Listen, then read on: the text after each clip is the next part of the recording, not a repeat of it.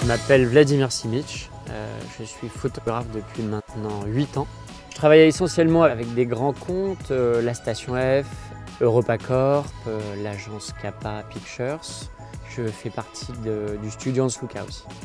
Ok Camille, ça c'est super bien. Ouais, oh là là, j'adore.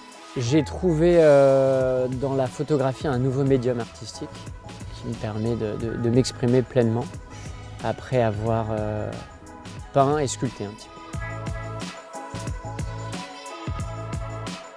peu. Moi, ce que j'aime par-dessus tout dans mon métier, c'est de découvrir celui des autres en fait. Ça me fascine à chaque fois d'être en immersion dans l'univers des autres, de découvrir de nouvelles personnes, de nouvelles manières de réfléchir, de penser, de nouvelles matières, de nouvelles lumières. Le défi dans tout ça, c'est de restituer mes propres émotions. Aujourd'hui, je vais tester le XS10 de chez Fujifilm, leur nouveau boîtier. Je suis très impatient. On y va? Je suis un enfant du numérique. Avoir tout un tas de technologies embarquées, ça procure un confort fabuleux. J'ai découvert l'argentique sur le tard. J'aime beaucoup les couleurs, le rendu, l'authenticité de l'argentique. Et je vous avouerai que le XS10, c'est une synthèse parfaite de ces deux univers. Alors là, il y a une petite variation de lumière. Je vais mettre le bracketing ISO. Ok, c'est bon, je l'ai. Ok, c'est parti. J'ai voulu confronter le moderne à l'ancien, confronter aussi les mouvements aériens et légers des breakers à ce mur inamovible et ces remparts qui sont très imposants, très impressionnants.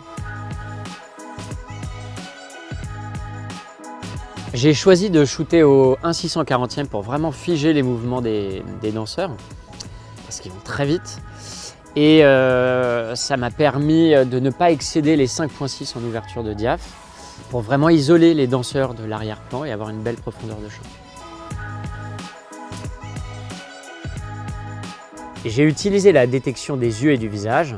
Ça a été très pratique quand il a fallu shooter et figer Camille, le danseur de breakdance, notamment dans des figures avec la tête à l'envers, les pieds en l'air.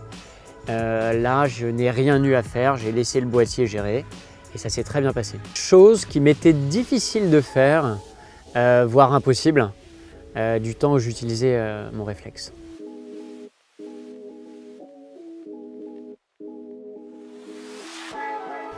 Alors j'ai choisi la simulation de film négatif classique qui propose une texture cinématographique à allier par exemple un choix de format 16/9.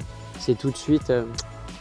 J'ai choisi de travailler avec le 16-55 qui ouvre à 2.8, qui est mon atout pour ce shooting de danse qui n'est pas évident parce que les danseurs bougent constamment, s'avancent, s'éloignent, font des figures acrobatiques et se figent par moments. Donc pour ce shooting, c'était le choix le plus judicieux à faire. Là, je suis en mode rafale, à haute vitesse, et donc là, c'est bon là. Alors à 3, Camille, tu vas sauter. Ok, 1, 2, 3. Top, ok, c'est parfait, merci. Le mode rafale offre un large choix de cadence, allant de 3 jusqu'à 30 images secondes, ce qui est assez dingue.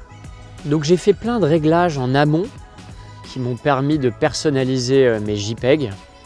J'ai travaillé notamment sur la netteté, sur la désaturation des couleurs, sur les courbes de tonalité. C'est un vrai confort et le rendu est tellement bien qu'on se passe de post-prod.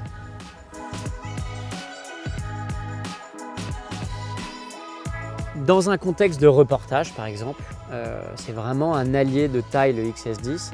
Il est discret, il est léger. Je me vois bien avec deux boîtiers, une focale fixe différente sur chaque boîtier. Et c'est parti. Aujourd'hui, je suis vraiment prêt à franchir le pas, à passer du réflexe à l'hybride. Et le XS10 m'apporte vraiment tout ce dont j'ai besoin.